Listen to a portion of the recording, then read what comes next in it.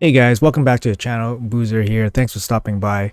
Today's video, we're going to be focusing on 2023's best fusions and how they rank amongst each other. However, I'm going to be viewing everything from the lens of a free-to-play player.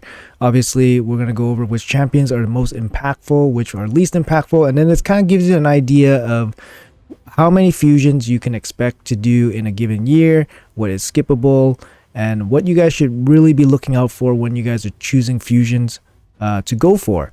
So first I want to say a big thank you to Saphira from HA's Gaming for putting together this tier list template so we can play around with it today.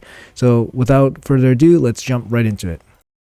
Alright guys, so the first fusion of the year was actually a champion that I basically hyped up to everybody because I knew how powerful this champion was. And it was actually Pythion here. So of course a lot of people were saying Pythion is just insanely good champion. No one was really overhyping him just because of how strong his kit is. A1 heal, double hit heal 10% of his HP, so you can control the size of the heal, which can be quite massive. And then his A2, which is a full 3-turn cleanse on your whole team with a big heal for each debuff removed. It's just and then placing block debuffs. So it's a really good, solid, legendary ability. 3-turn full team cleanse with additional bonuses. And then he has a team revive, 4-turn cooldown, 50% HP, 50% turn meter, and then a strengthen. His passive, 5% less damage for each skill, from each skill for each buff on them. So stacks up to 25. So you can have a team full of buffs, and then you're going to get some extra mitigation for it. Resistance all battle, great base stats. So this champion is basically compared to Duchess. Duchess is probably more offensive oriented because she has the attack aura. Veil is actually very strong as a protection for your own team. Overall, after playtesting, Duchess is stronger option than Pythion because she does bring a speed aura, which is universally better than resistance, and then her mitigation against AoEs is just a little bit stronger than the mitigation that Pythion gives, as well as her veil is just better protection overall. So, but that does not mean that Pythion is not a great champion. Pythion is actually an incredibly good champion, and as a champion that is that will massively help like a free-to-play account. So if you were free to play or if you're just starting a brand new account, Pythion would have hard carried you throughout 2023.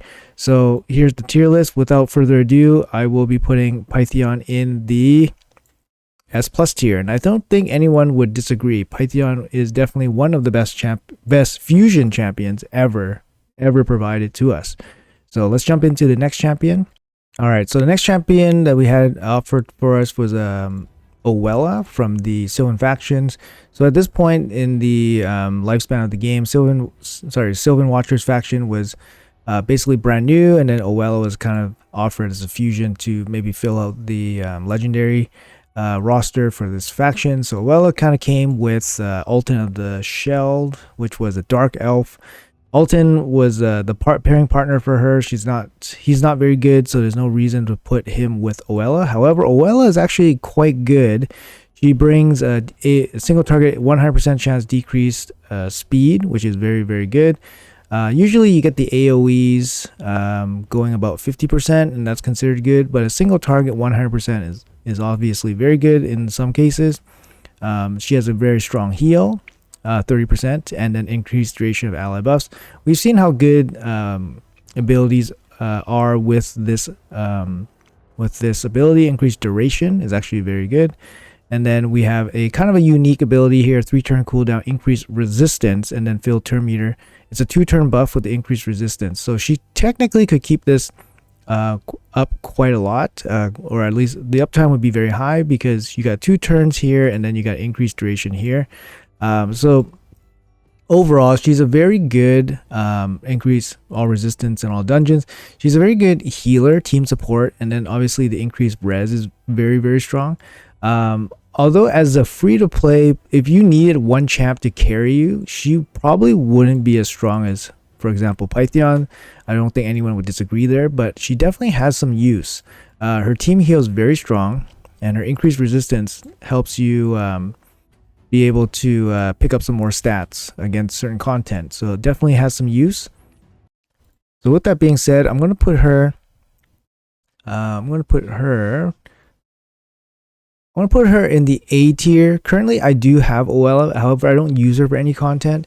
She is used in some Hydra comps for just a strong healer. Obviously, increased resistance is very good, and the decreased speed is very good. But I personally don't use her as much, and I think most people with even a limited roster wouldn't use her too often. I think. And as a free-to-play carry, I don't think she would be strong enough to do some really heavy lifting. All right, so next up chronologically is Supreme Elhan. So she came as part of the Call of the Arbiter series. I have obviously a little bit of affinity towards Elhan. She was my star champion for my first account. So she was a very kind of a tricky fusion to do. I remember she was like a hybrid style fusion, I believe. But yeah, very cool champion. She's was marketed mostly as an arena nuker. A1 double hit, has a transfer debuff similar to Lissandra. A2 AoE, and then damage boost for each debuff on the target. So the problem with this is landing debuffs. In arena, you don't really land debuffs anymore. However, this actually can be quite good in like something like, you know, PvE wave content where you do land debuffs. If you kill someone, you get a reset on this crack shot. The single target does hit pretty good, decent multipliers for a single target. Ignore ally protection, strengthen, and shield. What it really needs is ignore defense as well. And then grant extra turn if it kills the enemy. So she had potential, but she's missing the ignore defense on this one. Her passive gives her immune to decreased attack, and then she deals more damage against targets whose attack is lower than hers. She has decent base attack, but nothing too insane. Decent stats overall. I actually leveled her up and used her in my my second account, and she actually does deal quite good damage. She's a boy nuker, which actually helps. However, is she really going to be that much better than, like, say somebody like Skull Crown, for example? Not significantly better, but she is fun to play with. She does have the double hit, so she can do some work against certain champions, for example like Rotos or something. But yeah, she's basically just a nuker. You kind of know what you kind of get for her. So with that being said, I'm gonna plop her right in the A tier. So similar to Oella, not gonna be a hard carry, but very good champion in many places. However, she's not gonna be, like I said, a hard carry for any free-to-play account. So moving on to our next champion, it's gonna be a skinwalker. It's the bunny rabbit himself, Raslear.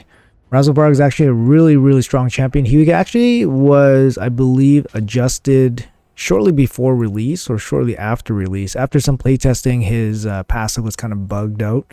I think he was giving him 100% speed instead of 100 speed. So people were doing like 800, 700, 800 speed Raslear builds, which is pretty insane. But I think it was on the test server only. It was a traditional fusion, so it was a little bit more difficult. So most people probably skipped him. But he's actually an insanely good champion. We're starting to see how good he really is, especially in places like Hydra. I use him in my Fire Knight Hard 10 team, and I use him for some of my Hydra teams as well. So Team Aura, 20% speed Aura. He's got multi-hit here, turn meter boost, Leech, Leech here, AoE Leech, which is really strong for places like Hydra, for example. And then he self-heals himself, which is actually really useful. And then he has increased speed, increased accuracy on his A3. Both of these moves don't hit particularly hard, mainly because I think it's because he's buffing and then placing debuffs. So obviously they gotta balance it out a little bit. They don't hit incredibly hard, but they hit decent. He's not like an insane AoE damage dealer, but he does put in quite a bit of work, especially when you factor in that he gets up to an additional 100 speed. So he gets tons of turns. In places like Hydra, it's going to be really good. The multi-hit's really good for Fire Knight. Excellent champion. I think his value was understated quite a bit. And people kind of gave up on him after his nerf, but he's still incredibly strong, and I think he's a very good champion. He definitely would fit in on a lot of teams, and he covers all the good buffs and debuffs that are needed for Hydra as well. Definitely can't be overlooked. So I'm going to put him slightly higher than Oella and Elhan. And he's going to go right here in the S. He's not going to be a must-get carry for your account, but he's going to be definitely useful in many areas. All right, so moving on, we have Barbarian, Jetney, Spirit Affinity. I haven't actually used her in any content. To me, she's a Spirit Affinity, basically a legendary version of War Maiden. She has an AoE 100% chance to land decreased defense. It's going to hit harder than War Maiden because she ignores some defense. However, just doesn't seem like she's going to fit in or worthwhile for any account to use her. She has good base attack. Before attacking, she plays increased crit rate, increased crit damage on this champion, and then she double hits. She does have some combo with Alsgore Crimshorn, which is actually a decent, good champion, block damage champion. But, you know, obviously you don't really see them together in arena very often. She has a stun in her A1, which is kind of nice. And then the AoE defense break, which is pretty good too. But overall, she's kind of just the damage dealer that never really found a place in the game yet. Definitely not going to be a high priority fusion for any free-to-play player. With that being said, I think she's relatively low priority. I'm going to put her down in the B tier here under stronger, more versatile Void Legendary damage dealer. Okay, so moving on. Alright, so now we're heading back to Skinwalkers. This is actually one of the few fusions that I purposely did not do. The Lorachka, the Great Hoof Lorachka fusion. I actually purposely did not do this fusion. I think she was one of two that I did not do. The second one was actually Lenathril. I didn't do him back in the day.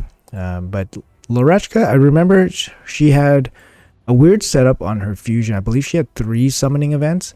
She was a fragment fusion, but I believe she had 3 summoning events to go with her. And her kit just didn't really make too much sense to me. Yet to find a place in the game. Doesn't appear to be that strong, and definitely not a champion that I probably would have gone for if I was limited on resources to do so. So she does have decreased resistance here, so she can place it.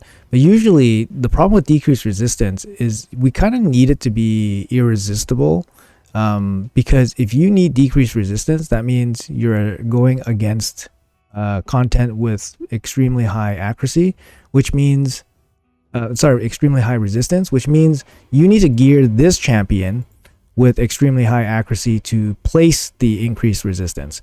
So it doesn't really fit into the game right now. She hasn't really found her place, but you never know when decreased resistance will be important one day. She has a bunch of like turn meter stuff. If you're really desperate, like as an early game player, she does place block debuffs on a 3-turn cooldown. I mean, that's kind of her only saving grace, I think. But overall, I think so far the skip for her doesn't seem so bad. With that being said, considering that she is a skip and I have no reason to use her anywhere, and I have yet to seen anybody use her anywhere, I will put her in the lowest tier, lowest priority fusion from last year. So with that being said, let's keep going. All right, moving over to dwarves. Dwarves, we know this fusion, Mr. Spirit Affinity Nut himself, introduced in the Call of the Arbiter series. This guy is probably the best fusion of all time. It was a difficult fusion to complete, traditional fusion, but man, this guy is a game changer for anyone. I mean, I would imagine if you were able to pick him up, he is probably the best fusion of all time. And honestly, it doesn't matter where you get this guy, what level progression. If you can put him in any kind of stats that make him work properly or intended, he's going to be the best champion for you. So he's got a triple hit here. He's got basically Allura's triple hit. Not as effective, but he has Allura's triple hit with the ability to freeze. So he's better on waves, for example. And of course, this move is tailor-made for Fire Knight Hard. He's got an AoE here, decrease attack and weaken. Places a counter attack on himself, which is sometimes good, sometimes bad. If you guys do Hydra with him, you guys kind of know the idea. But the AoE is not super hard hitting, but it does bring some nice debuffs. And then his bread and butter move, his triple hit, 30% of the enemy max HP destroyed in one hit.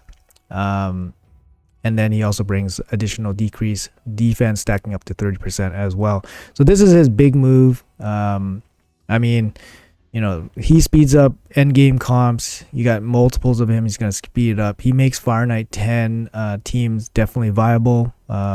Before him, it was incredibly difficult. And yeah, his passive basically it's not really that important. Counterattack deal 100% instead of 25. It's actually a pretty weak passive overall. 80 accuracy in dungeons, which is pretty nice. He's got good base defense, so he scales up pretty good. He's a crazy like Hydra champion, Fire Knight hard, any kind of boss content he just destroys. Doom Tower bosses, Phantom Shogun, Sand Devil, yeah, you name it. This guy's a god in all areas outside of arena, of course. But so I would say he's one of the best, if not the best, maybe top 2. Pythion's definitely up there in terms of like free to play fusion. And I mean overall, not just last year, just because Python is used in all areas, including arena, and can carry basically all areas. Whereas Nut cannot be really played in arena, so it can't really help you there. And obviously his wave-based ability to help might not be the best. Not as good as Python, heal, and revive, of course, but he's in that conversation for sure.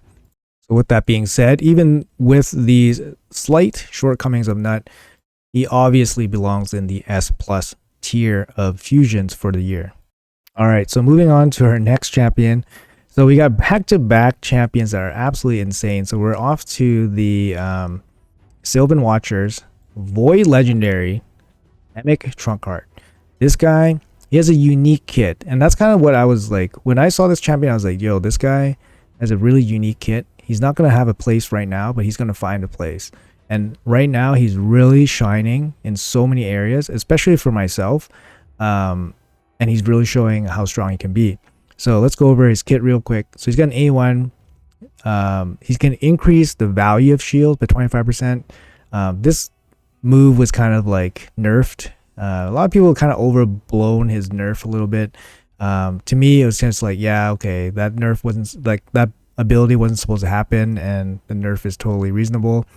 So he was kind of nerfed before he was like fully before he was released, but people with the cadaver teams were kind of upset or whatever, but it's definitely not necessary. His A2 places a big shield and everyone equals to 30% of this champion's HP, which is really nice. Also decrease the cooldown of all ally skills by 1 turn. Really, really strong move. And then on top of that, he plays unkillable on his whole team, and then taunt and shield. So taunt is kind of like provoke, kind of, but then the enemy can still use any ability, not just their A1 ability. This taunt ability has shown its value in some of the hardest areas in the game, namely Shogun, Phantom Shogun, as well as Hydra now. So if you guys don't know, Emic's part of some Hydra teams that basically can taunt the Hydra so nobody gets eaten, and then you basically just run your full 1500 turn meter, your turns against the Hydra, doing as high damage as you can. Of course, there's going to be high champion and gear requirements and all that stuff, and it takes a long time to complete the run, and it's manual, but Emic is part of those type of teams consistently. So definitely an insane champion. His passive, when attacked under shield, is 50% increasing the cooldown. So this, I believe, I'm very certain that this requires accuracy. It's good in arena, so he can be used in arena. I have seen them used in some live arena content. It's definitely a little bit annoying to try to deal with this guy because he has the taunt, the unkillable, and then he has the cooldown lockout ability. So definitely incredibly strong, versatile champion. Void Legendary. We're gonna see him more in different comps.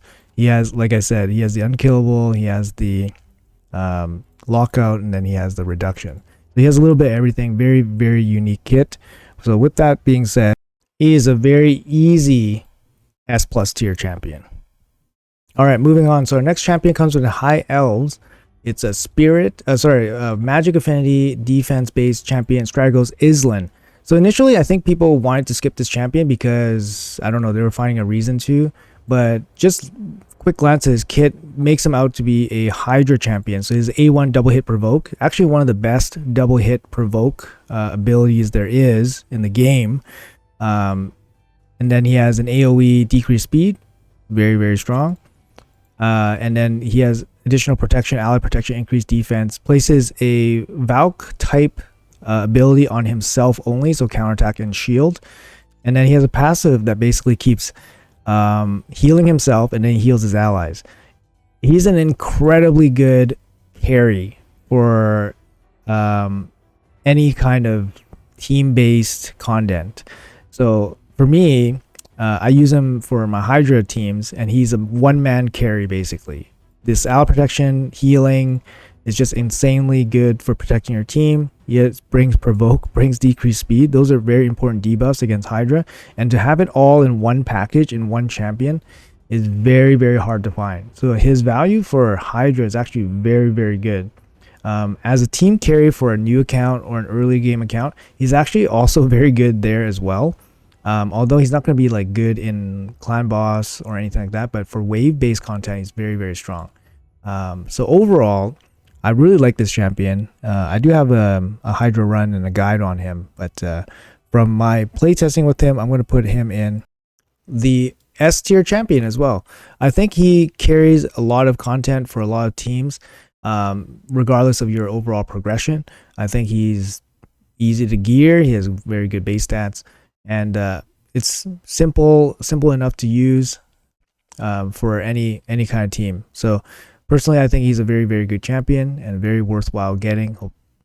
On to our next fusion for 2023, and it's going to be from the Skinwalkers again. It's going to be Bambis. Personally, I had some hope for this guy. He brings the increase accuracy, increase attack. He has interesting passive where he places sleep on himself, and then he can basically absorb debuffs from your team, and then or he can place them on the enemy. So it's hard to get him to really work out. It's very unique, but currently we can't find a really good spot for him. He has an A2. He places protects your team with a shield. And then his A3 has the buff for your whole teams. Increase accuracy, increase attack, not super common, so it's kind of useful. Both moves are on 4-turn cooldown, so that kind of hurts him a little bit. His A1 is also very useful. He does bring a potential decrease AoE decrease speed, which is obviously very useful. You maybe see him in Hydra, AoE decrease speed, increase accuracy, increase attack, and then a shield. You might see him in Hydra get some use, although there are some kind of better champions that can kind of do this, like White Dry Nia, for example, has AoE decreased speed. She's an epic. She's going to do this better than him. And then this increased accuracy, increased attack. Increased accuracy and increased attack are like good for Hydra especially, but 4-turn cooldown is not going to keep it up all the time. You might find some other ways to get this buff going. Overall, I don't think he's going to be an insane carry for many free-to-play accounts. If you're endgame, you probably won't be using him anyways, so let's see where we're going to put him. All right, so actually I did play test him a little bit. I was not impressed, and I have not revisited him since, but I do see some value in his kit, so I'm going to put him in the B tier. He's not totally useless, but he's definitely not somebody that I'm going to be super gung-ho about going, especially if I have limited resources. All right, moving on, we got into the banner lords here. We got Timit the Fool, Force Affinity, HP base. He's a damage dealer. He brings an AoE here, decreased duration of enemy buffs, so this could decrease like Stone Skin duration, for example. And then he has another AoE on his A3, attack all enemies before attacking, place increased accuracy, and then he places True Fear on all enemies. So it's kind of interesting because he places True Fear. It's also kind of bad because of Sheep and how Sheep is, obviously in the current state that he's in right now, he's a big chance to sheep himself. He has a passive that basically benefits if your enemy bypasses his fear from his A3, just for a turn meter. He does have some benefits with Kaja, which is actually a decent team reviver as well. Together, they can do some work, but I have seen some people use Kaja. She is decent as a team reviver, but yeah, I don't see him too much, him by himself, but him with Kaja would be actually okay. But I do see some value in this decreased duration of all enemy buffs. It's actually might be okay. Long cooldowns, so 4 turn cooldowns on each, but he does have a extra turn mechanic here with Kaja. But as a standalone champion without Kaja, he's definitely not going to be a very top priority for most accounts. So with that being said, I'm going to put him in the B tier. I do see some use for him, but as a standalone champion, he's just not super useful for most accounts. All right, so we got 2 fusions left for 2023. Got Ogren Tribes here. I'm going to go check out Agir the Worm Eater. So actually, I went for this champion. I haven't used him yet, but I do think I see some use for him. He was recently fixed so that his passive does work with more enemy revive abilities. You know, the way that Plarium has structured his ability and the reasoning that they gave was just so ridiculous. There's exceptions and non-exceptions. It just doesn't make too much sense. Definitely requires playtesting, but his ability is quite strong. It activates his A2, which is an AoE attack, and a strip, and it places a weaken. So some negatives here is that placing a weaken can make him into a sheep, obviously. And obviously this passive seems like it's probably made for arena. However, this weaken can cause him to be a sheep, which is pretty bad. He does bring increased accuracy with the ability to bring increased defense or increased attack, which is actually really good. I like this. So he has some flexibility, so you can buff your defense-based nukers or your attack-based nukers, which is pretty nice. And then he brings the AoE, of course, with the strip. So personally, I think I can see him being used in some more areas. His A1 is okay, brings block bluffs, which is useful. Single target though. So I can definitely see him being used in some areas, especially with this boost after his passive was fixed slightly. Definitely can see him being useful. So I think I'm going to put him just slightly ahead of Timit the Fool, I think. So I'm going to put him in the A tier. I think I'm going to be more viable to find some use for this guy. Both of Timit and I think, yeah, for Timit and Agir, I think if there was any new content, wave-based content that kind of fits into their passives, it would definitely boost up their value quite a bit. So, but overall, I think as a standalone champion, Agir is probably a little bit better. And then finally, our most recent Christmas fusion, still sticking with the Ogren tribe here, we got Blizzar. I like this champion. I think most people did not like this champion because of the structure of the fusion and probably the holidays and all that stuff, but it was a hybrid fusion, so you needed to pick up epics, fragments for epics, and then fuse the epics to make the champion. I think his kit is solid. It doesn't bring too many special things, but he has a triple hit. He can help in Fire Knight hard, so that's an option for, you know, obviously free to play limited roster players.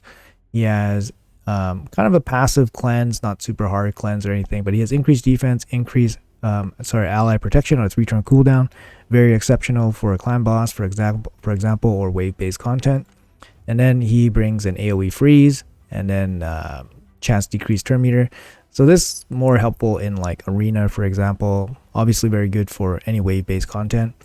And recently his passive has gotten a lot of love because whenever this champion is killed, it revives with 30% HP, 30% turn meter, and places revive on death on himself.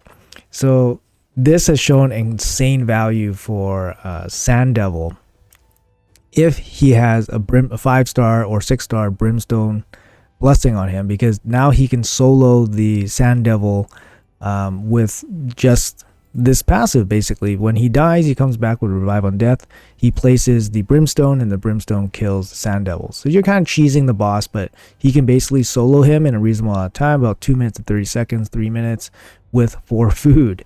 And this is on level 25, so the hardest difficulty and one of the hardest dungeons. So his value definitely skyrocketed there. And I already quite like this champion already. There's nothing wrong with his base stats or anything like that. He's a very solid kit. He's good in multiple areas, not the best in any one of those areas, but he's good in many areas. So with that being said, I'm going to put Blizzard up here in the S category. So here in my final rankings, let me know in the comments below what you guys think, if you guys disagree or agree on some of these rankings, or if you guys find some uses for some of these lesser loved fusions. That'd be interesting, and I'll be happy to hear about that. But personally, I use the top 3 I do use regularly. I use Raslear, Elhan. I've yet to use Blizzard yet because I haven't fully built them out. I don't use Oella. I've used Elhan, and I don't use Raslear.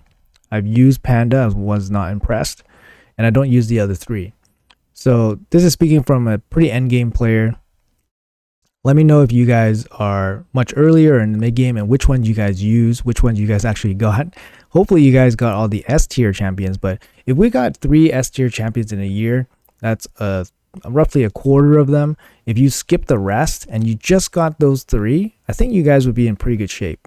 So if you got Pytheon, your dungeon teams are set, your arena actually has a chance. If you got Nut, now you have a boss killer. If you have Emic, now you can tackle the hardest content in the game. The rest, just fillers. So that's kind of like the focus for free to play. If you're free to play for 2024, that's kind of how many S tier champions we can expect. Maybe a quarter of them. So maybe look to do 3 or 4 a year if you're really limited on time or resources. But anyways, guys, let me know what you guys think. Hopefully you guys enjoyed the video. And yeah, thanks for watching, and I'll see you guys in the next one.